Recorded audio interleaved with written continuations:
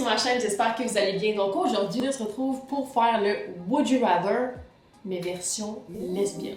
Fait que dans le fond, Would You Rather, c'est que tu as deux situations et il faut que tu choisisses laquelle tu ferais. Mais comme les deux, c'est full déchirant puis c'est dur à choisir. Fait qu'on va voir ça ensemble. Puis c'est comme le ultimate gay moment. J'ai pas encore regardé, mais ça a l'air vraiment extrême. Fait que, let's do it. Oh my god, ok. Would you rather ne pas avoir couché avec Angelina Jolie, mais tout le monde pense que t'as couché avec, ou avoir couché avec Angelina Jolie et personne sait que t'as couché avec? En fait, je fais ça, mais c'est vraiment easy. J'aimerais tellement mieux avoir couché avec Angelina Jolie et personne ne le sait. À quel point je m'en calisse que les gens savent avec qui j'ai couché dans la vie. Ok? Moi, je couche pas avec des gens pour le crier sur tous les doigts, là. Regarde, t'as la chance de coucher avec Angelina motherfucking Jolie. Tu vas le faire en tabarnak sans le dire, là. Excuse-moi, am I wrong? Like, hey, non mais imaginez Angelina Jolie, c'est une icône. Elle est tellement magnifique cette femme-là, à chaque fois que je la vois, j'en reviens pas, je tombe de ma chaise. Hook up and keep it a secret. Donc si t'étais pogné à Litchfield, fait que pour les gens qui ont pas écouté Orange is the New Black, c'est une série assez queer, merci. C'est une série qui se passe à Litchfield, qui est la prison. Fait que si t'étais pogné à Litchfield, qui serait ta prison bitch? Donc Stella Carlin ou Alex Voss? Alex Voss, 110%. Excusez-moi, ok. Mais Ruby Rose est calissement overrated dans cette série-là. On va être honnête ici dedans. Elle est full belle, ok? Gorgeous human, Ruby Rose. Dans la vie de tous les jours. Mais dans Orange is the New Black, non. Non. C'était vraiment un stun. Ils l'ont pris parce qu'elle est fucking belle. Puis il était comme, oh, on va ramener une lesbienne de plus dans la série. Mais comme on s'en crisse tellement de son personnage, là, qu'on s'en calisse. Fait que Alex Voss fois 1000. J'ai jamais vu une fille qui a autant de sex appeal, d'énergie sexuelle. Oh my god. Genre à quel point Alex Voss serait ma prison bitch. Would you rather ne plus jamais écouter Orange is the New Black ou ne plus jamais écouter The L Word? Non. Non. Excusez-moi, ok, mais The L Word et Orange is the New Black, ok, c'est deux séries complètement iconiques pour la communauté LGBTQ+. Plus chez la communauté lesbienne, je dois dire, c'est parce que c'est impossible. C'est physiquement et mentalement impossible de choisir. Vu que je suis quand même un baby gay comparé à la génération de The L Word. Peut-être même que quelques-uns d'entre vous avaient jamais écouté The L Word. C'est quand même une vieille série, mais là pas trop vue, mais comme début des années 2000, tu sais. Personnellement, j'ai écouté Orange is the New Black avant d'écouter The L Word. C'est vraiment après Orange is the New Black que j'ai découvert que je suis dans la communauté LGBTQ+, que j'ai recherché séries lesbiennes, que j'ai trouvé The L Word. Et après, j'ai écouté The L Word et honnêtement, si tu fais partie de la communauté, écoute The L Word. C'est genre une série full drama. C'est comme un genre de Gossip Girl, mais version lesbienne. Genre, c'est vraiment bon. J'adore. Drink your water. Vu que Orange is the New Black m'a vraiment marqué, puis c'est une des premières séries queer que j'ai écoutées, je pense que je réécouterais plus Orange is the New Black que je réécouterais The L Word. Fait que j'aurais pas le choix de give up The L Word. Would you rather ne plus jamais avoir tes menstruations ou que ta blonde n'ait plus jamais ses menstruations? Mais facile que ma blonde n'ait plus jamais ses menstruations.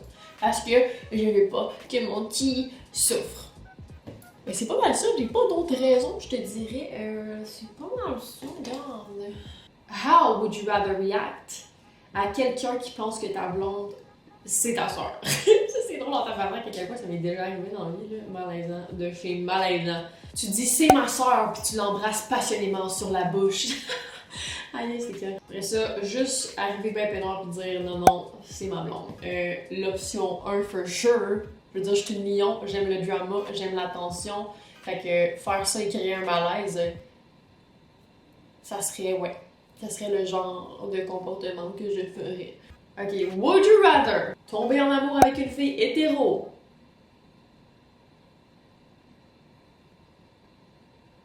ou tomber en amour avec la meilleure amie de ton ex? Ah! Ben voyons, c'est tellement mindfuck. Ok, tomber en amour avec des filles hétéros, been there, done that, c'est de l'ostimement, c'est le fun pour un moment, mais après ça, tu sais, ça durera pas longtemps. Je veux pas. Mais tomber en amour avec la meilleure amie de ton ex, c'est quand même assez wrong. C'est quand même très wrong. Tu sais, mettons que c'était l'amour de ma vie. Oh mon Dieu, mais non! On dirait que je me sens trop mal. On dirait que c'est comme ça brise mes valeurs. Je pourrais pas faire ça maintenant à mon ex. Je me verrais jamais faire ça. Ce serait, oh non, my god. Je vais dire la straight girl. Pas le choix. Sérieux, Chris. Mané! Would you rather date une femme qui est encore dans le placard, donc une femme qui n'a pas encore fait son coming out, ou une fille qui est pas vraiment bonne au lit? What the fuck? C'est quoi cette question-là? Ben, pour vrai, je prendrais la fille qui est encore dans le placard. Parce que je pense qu'un coming out, c'est un processus propre à chacun. Fait que ça serait vraiment plate qu'à cause de ça, je dise non, mais en même temps, est-ce qu'elle va rester dans le placard toute sa vie? Parce que ça, c'est vraiment plate, là, que tu peux juste pas te tenir main dans la main parce qu'elle a peur de se faire voir. Ou que tu peux même pas rencontrer sa famille parce qu'elle a trop peur de s'assumer.